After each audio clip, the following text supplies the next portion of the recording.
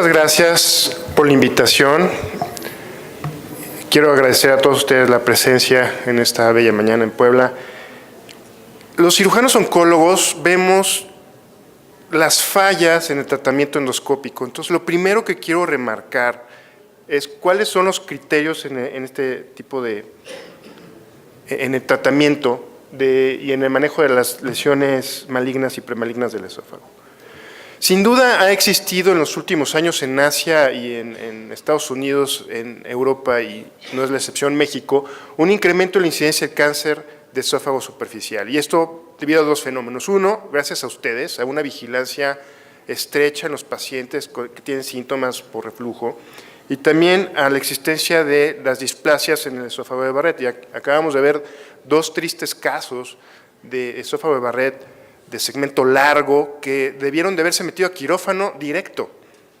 Yo no estoy de acuerdo con haberlo metido a quimiorradio. Esos grupos de pacientes tienen no solo una displasia, es muy probable que tenga un foco de adenocarcinoma invasor a submucosa cuando son segmentos largos en el Barrett. Pero ahorita lo vamos a ver. Entonces, el primer estudio creo que es un estudio que marca la diferencia, es el publicado por él, que involucra a 100 pacientes, es un estudio prospectivo con adenocarcinomas de bajo riesgo, pero él logra demostrar una posibilidad de resecciones completas en 99 de 100 pacientes, con una recurrencia del 11% cuando se hace una resección de la mucosa por endoscopía.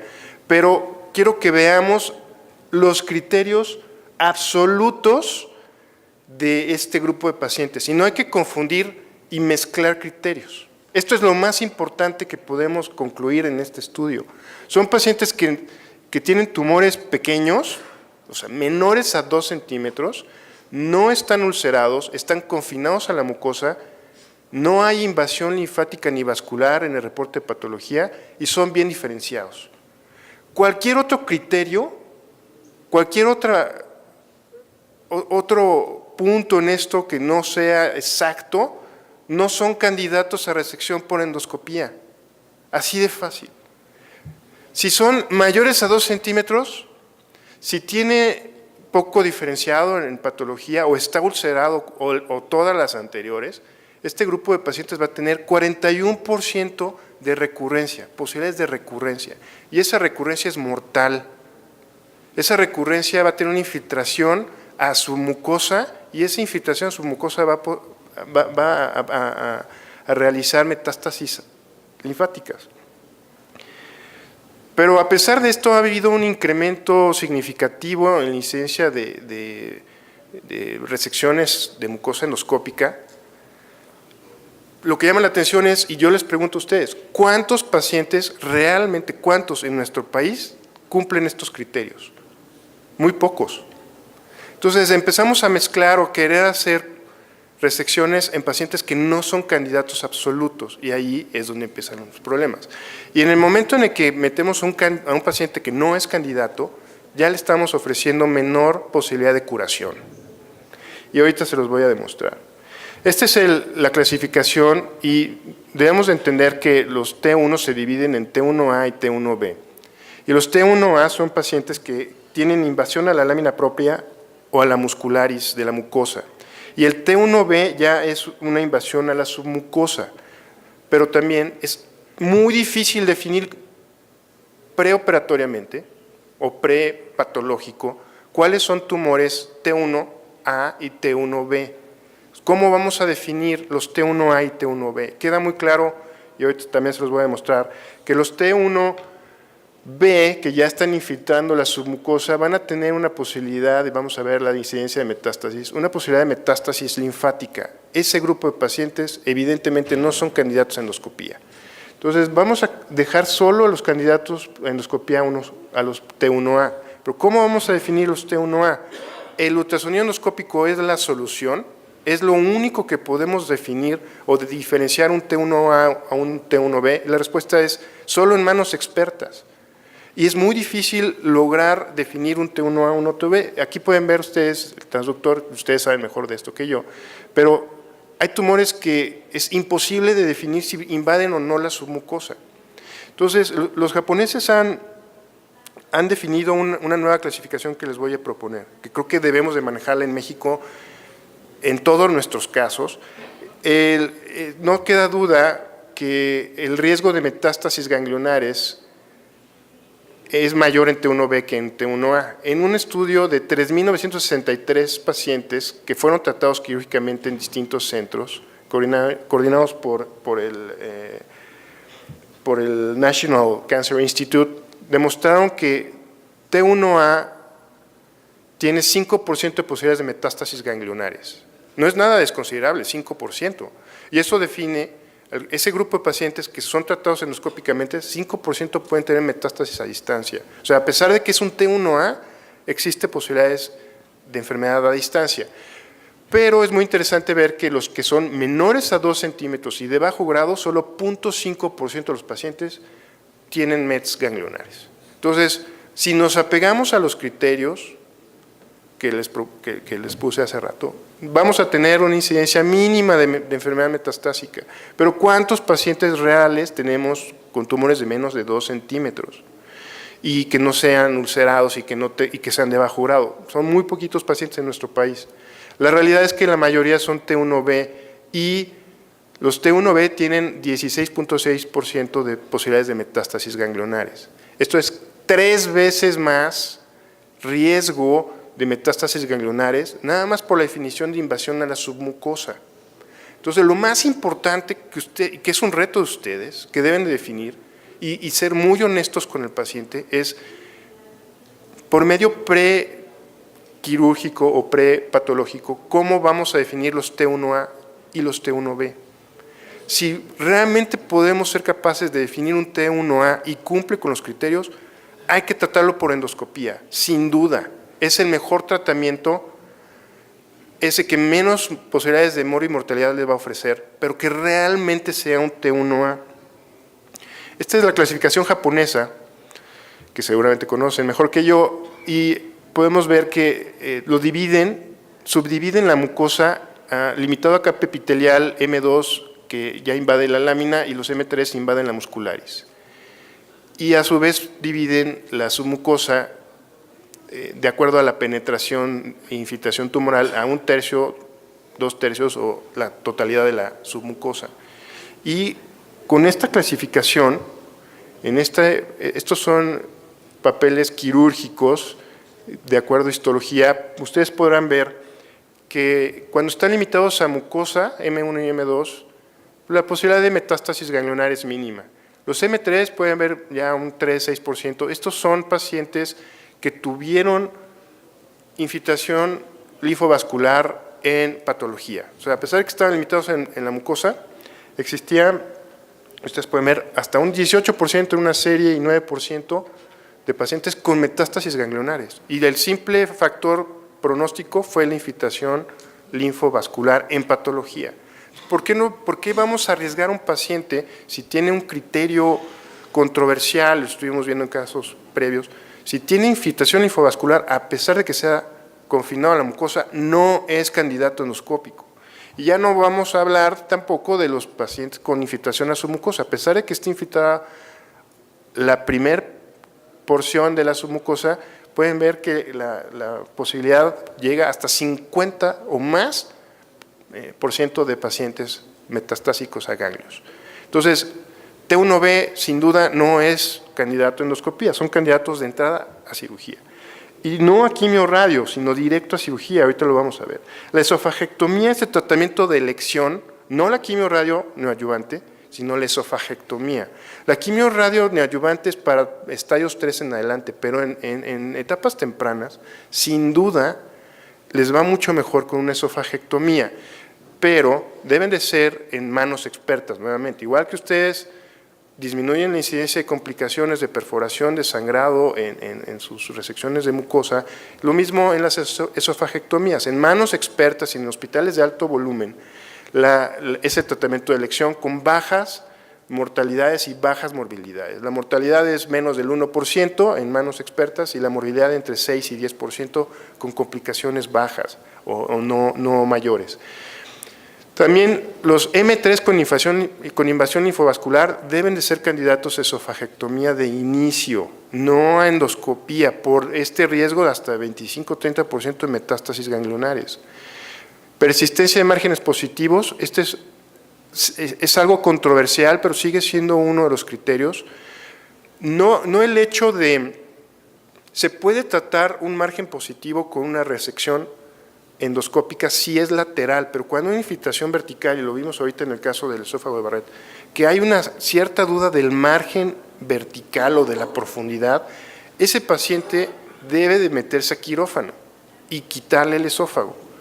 Sin duda las recurrencias y los esófagos de Barrett de segmento largo, que ya vimos también el caso, que existen focos microscópicos, podemos tomar una biopsia, pero no sé el sitio, podemos atinar al sitio donde está el adenocarcinoma o no, puede estar en un espacio que no es muy visible y estar muy profundo la infiltración y no darnos cuenta. Entonces, creo que este grupo de pacientes sí debe estudiarse, como comentó el doctor, con un PET, un ultrasonido endoscópico y tomar una decisión en conjunto con un cirujano, no nada más unilateral.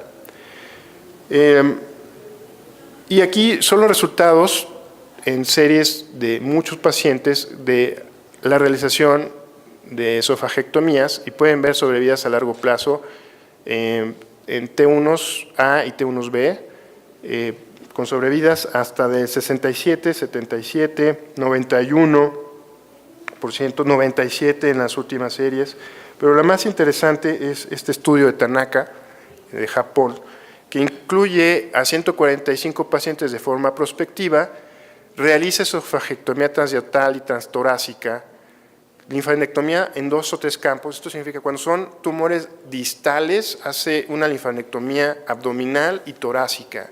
Y cuando son proximales, se hace abdominal, torácica y cervical. Como vimos también en uno de los casos, ya tenía metástasis cervicales. No es infrecuente tener metástasis a cuello en este grupo de pacientes. Se hacen linfadenectomías extensas. La decisión de hacer esofagectomías transyatales o transtorácicas, las transyatales se realizaron en los pacientes con alta morbilidad pulmonar, y es una de las grandes complicaciones quirúrgicas, la enfermedad postquirúrgica pulmonar. Pero lo más interesante es que compara T1A y T1B y lo separa y logra tener 24% de pacientes T1A y 76% de pacientes con T1B. Solo encontró ganglios positivos en 3 pacientes con T1A y en 42 pacientes con T1B, diferencia significativa. Y lo más interesante es esto, sobrevida 5 años en un T1A del 94% y la sobrevida 5 años de un T1B de 72%. Entonces, todo lo que ustedes propongan por métodos endoscópicos tiene que ser en contra de esta posibilidad de curación. Si ustedes realizan un procedimiento en un T1A que no ofrezca esta posibilidad de curación, están atentando contra la vida de un paciente. Entonces hay que tener los criterios muy bien establecidos. Sí, es cierto, también se logra con pacientes muy bien seleccionados, hasta 99% de curación con métodos endoscópicos, pero pacientes muy bien seleccionados. Si no es un paciente bien seleccionado, van a fallecer y no se les va a ofrecer esta sobrevida.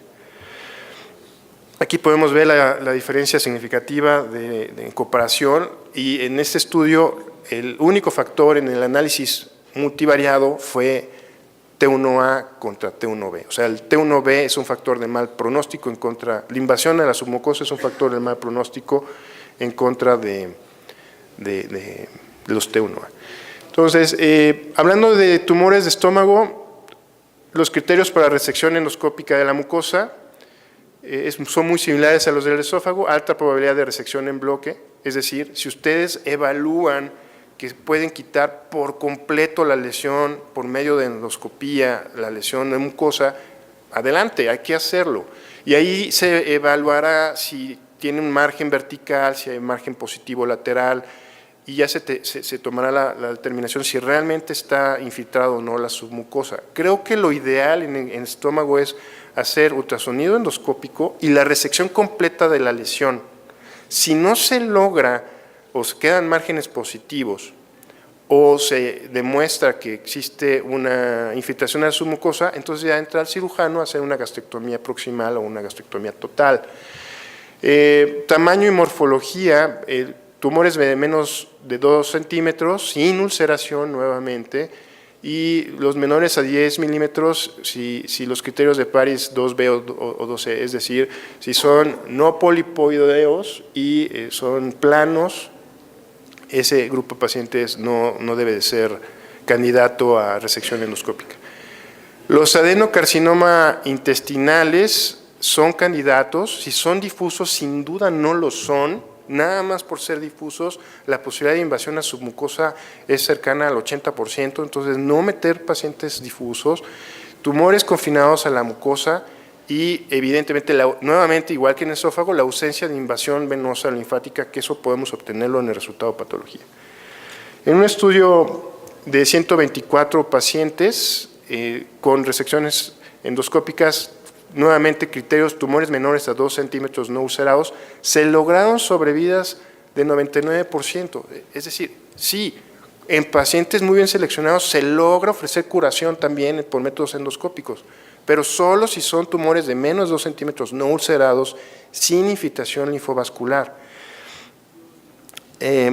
Los candidatos a gastrectomía, los que tienen baja probabilidad de resección en bloque, los que tienen un adeno difuso, evidentemente invasión a la submucosa, un tumor ulcerado, cuando hay invasión linfovascular, sospecha de metástasis ganglionares, lo cual es muy difícil de realizar, pero hay muchos endoscopistas, como que ustedes seguramente lo saben, que tienen una sensibilidad y especificidad por métodos de ultrasonido endoscópico del 80, 90 y hasta 95%, y de especificidad lo mismo. Entonces, dependiendo de la experiencia, pueden predecir si existen ganglios positivos o no, y hay muchos centros, como Japón, hacen biopsias de los ganglios para obtener citología y determinar si es positivo un ganglio o no.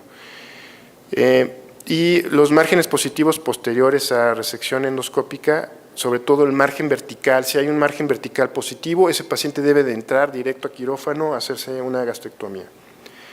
Me voy a ir un poco más rápido. La sobrevida a 5 años de una gastrectomía es del 98%.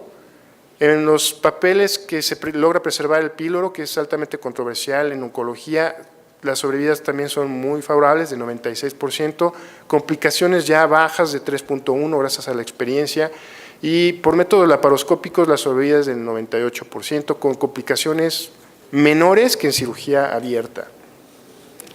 Esto es para ejemplificar que la gastrectomía laparoscópica en estudios aleatorizados que involucran miles de pacientes son menores las complicaciones por laparoscopía en infecciones de herida, infecciones intraabdominales, en complicaciones generales y mortalidades y morbilidades mínimas y muy aceptables en grandes centros, ¿no?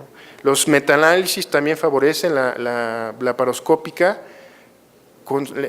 y comparando la sobrevida para no poner en riesgo a los pacientes, es decir, muchas veces se critica que por método laparoscópico no se logra tener márgenes adecuados o linfadenectomías D2, pues las sobrevidas a 5 años son muy similares, no hay riesgos al ser sometido por laparoscopía, igual los periodos libres de enfermedad, las sobrevidas específicas de enfermedad, no existen diferencias significativas. Estos son clinical trials que están corriendo en el mundo para comparar abierta contra laparoscópica, y el único resultado que tenemos es del grupo coreano, en donde se logra demostrar las mismas sobrevidas tanto abiertas por laparoscopía, no hay diferencias significativas en sobrevidas, es decir, se puede meter a una laparoscópica y no tener riesgo. Y ahorita con la cirugía robótica ya tenemos cierta experiencia en México, estamos haciendo gastrectomías. Se habla mucho de los costos, sí es cierto, es 3 veces más costosa la cirugía robótica que la laparoscópica. Los tiempos operatorios son mayores, las conversiones son mayores, entonces podríamos definir cuál es el sentido de hacer cirugía robótica en gastrectomías, pero acaba de salir un papel hace un par de meses en donde se involucra un solo grupo japonés, imagínense la cantidad y el volumen que tienen, 915 pacientes, 241 abierto, laparoscópica y 173 robótica, evaluaron grupo por grupo, abierta, laparoscópica y robótica, cuál era la mejor cirugía. Y fue de forma prospectiva y lograron definir como exitosa, una cirugía más exitosa que otra, las conversiones, las complicaciones mayores, disecciones ganglionares menores a 16, es una falla. Eso desde los estudios de Seward sabemos que menos de 25 ganglios en gastrectomía es una falla quirúrgica y se pueden dejar ganglios en el abdomen y esos ganglios pueden ser metastásicos y márgenes positivos. Entonces se hizo un score entre las tres y resultó que, aquí pueden ver que la de mayor éxito fue la cirugía robótica con 96%, la cirugía abierta 90.8% y la cirugía laparoscópica 90% de éxito. O sea, la cirugía más exitosa fue la robótica. Y cuando estás operando con el robot desde el punto de vista quirúrgico, es mucho más fácil hacer la cirugía con el robot, las disecciones D2, que los cirujanos oncólogos creemos que es la mejor cirugía, la disección D2, se hace mucho más fácil y con menos riesgo de un evento vascular con el robot que con la laparoscopía. Entonces, en papel es muy difícil definirlo, pero cuando se empieza a hacer las cirugías robóticas es mucho más fácil hacer una cirugía robótica que una cirugía laparoscópica, al menos en cáncer gástrico. Muchas gracias.